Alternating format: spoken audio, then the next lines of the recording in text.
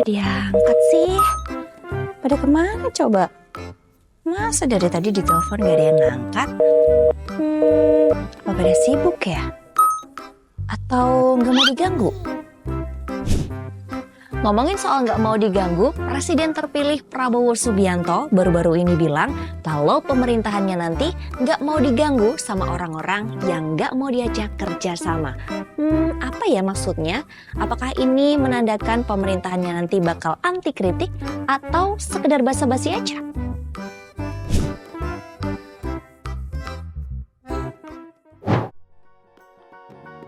Presiden terpilih Prabowo Subianto menyatakan kepada pihak-pihak yang tak mau diajak kerjasama untuk tidak mengganggu pemerintahannya nanti. Hal ini ia sampaikan dalam acara BIMTEK dan Rakornas Pilkada PAN di Hotel JS Luansa Jakarta Selatan pada Kamis 9 Mei 2024. Ia menegaskan hanya ingin bekerja dan mengamankan kekayaan bangsa. Prabowo mengaku ingin pada pemerintahannya kelak tak ada lagi orang Indonesia yang menangis karena lapar dan ia juga menekankan rakyat Indonesia harus bisa makan. Respon pernyataan itu, PDIP menilai pernyataan Prabowo menunjukkan sinyal bahaya. Politikus PDIP, Adiana Pitupulu, kata jangan mengganggu yang disampaikan Prabowo sangat subjektif dan tidak ada instrumen hukum yang bisa dijadikan patokan ukuran. Karena tidak ada patokan ukuran menurut aturan undang-undang itulah, maka tafsir mengenai jangan mengganggu yang disampaikan Prabowo dikhawatirkan sangat subjektif dan rentan terjadi penyalahgunaan kekuasaan untuk menekan kelompok yang berbeda pandangan dengan pemerintah. Partai Kebangkitan Bangsa atau PKB juga menganggap pernyataan Prabowo itu mengkhawatirkan. Ketua Dewan Pimpinan Pusat Partai Kebangkitan Bangsa PKB, Lulu Nur Hamidah, dalam program Satu Meja di Kompas TV mengatakan apa yang disampaikan Prabowo dianggap mengkhawatirkan karena menjadi sinyal apakah dia akan bisa menerima perbedaan pandangan atau kritik dalam masa pemerintahannya kelak. Lulu menilai pernyataan Prabowo justru memperlihatkan ada paradok antara ajakan merangkul berbagai kekuatan dan tak ingin pemerintahannya diganggu. Menurut Lulu, Prabowo harus melakukan klarifikasi soal pandangannya terhadap pihak-pihak di luar pemerintahannya kelak. Berbeda dengan PDIP dan PKB yang mengkhawatirkan pernyataan tak mau diganggu Prabowo, PKS justru santai dengan pernyataan itu. Ketua DPP Partai Keadilan Sejahtera, Mardani Alisera, tak ambil pusing dengan pernyataan Prabowo. Namun, meski tak ada yang salah dengan pernyataan Prabowo itu, Mardani mengatakan kontrol terhadap pemerintah tetap wajib dilakukan. Ia mengatakan PKS yang selama hampir 2 periode pemerintahan Presiden Jokowi selalu menjadi oposisi pemerintah menganggap tak ada salahnya memberikan kritik kepada pemerintah. Tetapi kritik yang membangun bukan kritik yang merusak. Kalau beberapa pihak khawatir dengan pernyataan Prabowo, lalu seperti apa ya komentar orang-orang di lingkaran Prabowo soal pernyataan yang kontroversial itu? Juru bicara Prabowo Daniel Ansar Simanjuntak menyebut diksi jangan mengganggu tidak dimaksudkan sebagai sikap anti kritik. Menurutnya, justru Prabowo membangun narasi dialektika mutual understanding dan tidak antagonis. Jadi, membangun bersama-sama baik di dalam maupun di luar pemerintahan. Yang tidak diinginkan adalah kritik yang hanya menganggap pemerintah pasti salah. Daniel mengaku yakin publik paham betul Prabowo sangat komitmen terhadap demokrasi. Wakil Ketua Umum Partai Gerindra Habibur Rahman turut menjelaskan maksud pernyataan Prabowo. Ia menganggap pernyataan Prabowo bersikap normatif.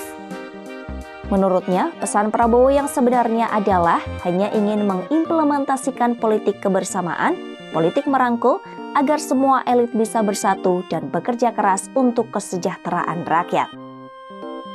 Maka, ia menilai hal ini tidak perlu diperdebatkan hingga dipertanyakan sebenarnya ditujukan kepada siapa pesan Prabowo tersebut. Ia juga meminta agar tidak perlu langsung mengarahkan pernyataan Prabowo tersebut kepada pihak yang tidak ingin bekerja sama di pemerintahan ke depan. Habibur Rahman menyebut, seperti itulah gaya komunikasi Prabowo. Wah, ramai juga ya reaksi dari pernyataan Prabowo ini. Kira-kira kalau nanti Prabowo menjabat menjadi presiden, bakal ada pernyataan kontroversial dan ramai lagi nggak ya? Terus, kira-kira seperti apa ya gaya kepemimpinan Prabowo saat menjabat jadi presiden nanti? Nah, Prabowo udah kasih pernyataan soal seperti apa gaya dia memimpin nanti. Menteri Pertahanan Republik Indonesia sekaligus Presiden terpilih Prabowo Subianto mengatakan gaya kepemimpinan militeristiknya sudah tidak lagi relevan. Hal itu diungkapkan Prabowo saat sesi tanya jawab dengan Kepala Koresponden Internasional Bloomberg Wilayah Asia Tenggara, Haslinda Amin, dalam Forum Ekonomi Qatar di Doha pada Rabu 15 Mei 2024 waktu setempat. Semula, Haslinda Amin bertanya soal gaya kepemimpinan militer ala Prabowo. Seperti diketahui, Prabowo berkecimpung di TNI selama lebih kurang 24 tahun. Sejumlah jabatan strategis sudah pernah diemban oleh Prabowo Subianto. Haslinda Amin pun menyampaikan sejumlah orang merasa kebijakan-kebijakan Prabowo akan dilihat melalui kacamata militer. Lantas, ia meminta tanggapan dari Prabowo terkait hal ini. Namun, Prabowo tak mau disebut demikian. Ia menyebut gaya kepemimpinan militeristik non sequitur tidak relevan. Kemudian, Prabowo pun ditanya seperti apa gaya kepemimpinannya kelak. Menjawab pertanyaan itu, Prabowo mengaku ia akan menjadi dirinya yang asli. Menjadi Prabowo asli yang ia maksud adalah setia pada prinsip, nilai, dan cita-cita sebagai seorang patriot. Pernyataan Prabowo yang tak mau memakai gaya militeristik dan ingin menjadi dirinya yang asli dalam pemerintahannya kelak mengundang keraguan dari PDIP. Ketua DPP PDIP Jarod Saiful Hidayat mengatakan jiwa militer Prabowo sudah tertanam meski sudah 25 tahun berada di luar karir kemiliteran. Jarod pun mempertanyakan apakah mudah seseorang bisa berubah watak dan karakternya. Jarod juga menyebut gaya kepemimpinan Prabowo berbeda dengan sang mentor yakni Presiden Jokowi. Menurutnya, gaya militer Prabowo masih begitu melekat. Namun dia berharap masa pemerintahan Prabowo Subianto akan lebih baik. PDIP, kata Jarod, juga akan memantau nantinya ketika Prabowo resmi memimpin pemerintahan. Dia juga beranggapan tak ada yang salah dengan gaya militer dipakai dalam pemerintahan, asalkan tidak digunakan untuk membungkam kebebasan berpendapat seperti pada masa Orde Baru. Jarod juga meyakini zaman sekarang praktik-praktik kepemimpinan seperti itu sulit dilakukan. Gimana? Udah ada perkiraan bakal seperti apa gaya kepemimpinan Prabowo saat menjabat jadi presiden nanti? Hah? Kok belum? Ya udah, kalau gitu kita tanya aja seperti apa pandangan pengamat politik.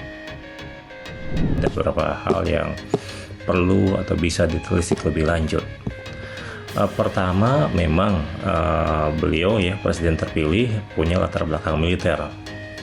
Ya, beberapa dekade.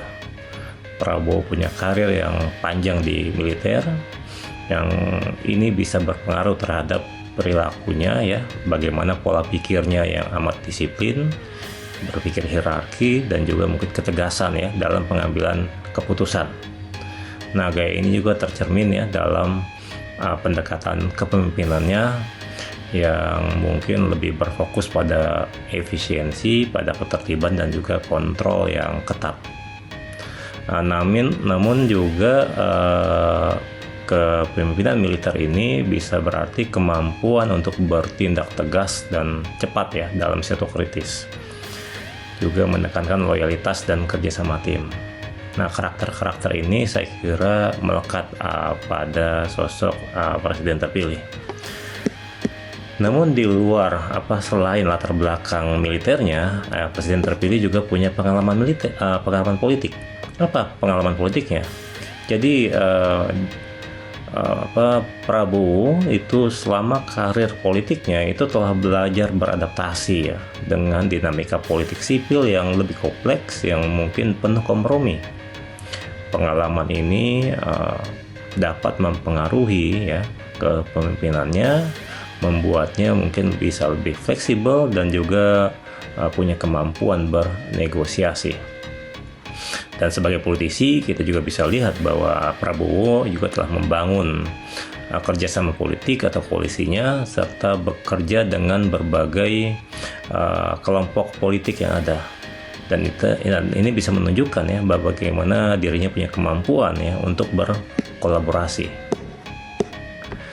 Hal yang lain yang juga bisa mempengaruhi ya model kepemimpinan Prabowo di masa yang akan datang adalah kalau kita lihat nanti pada kebijakan dan juga retorika kampanye yang kemarin ya. Bagaimana kalau kita cermati ya pernyataan dan juga janji kampanye Prabowo itu juga telah memberikan petunjuk ya tentang gaya kepemimpinannya. Bagaimana dirinya kerap berbicara tentang stabilitas ya, tentang keamanan, tentang ketertiban. Ini tentu saja mengindikasikan bahwa dirinya ya masih lekat dengan pendekatan militer. Namun dirinya juga ya dengan pengalamannya lama tinggal di luar negeri dengan karakteristik negara dengan budaya demokrasi, Prabowo juga menekankan pentingnya demokrasi, hak asasi manusia dan juga dialog ya dengan masyarakat. Ini menunjukkan upaya untuk menyeimbangkan gaya militernya dengan kebutuhan demokrasi. Nah, selanjutnya yang bisa kita atau perlu kita lihat adalah responnya ya terhadap kritik dan oposisi nanti ya. Responnya terhadap kritik dan pihak-pihak yang mungkin berada di luar pemerintahan.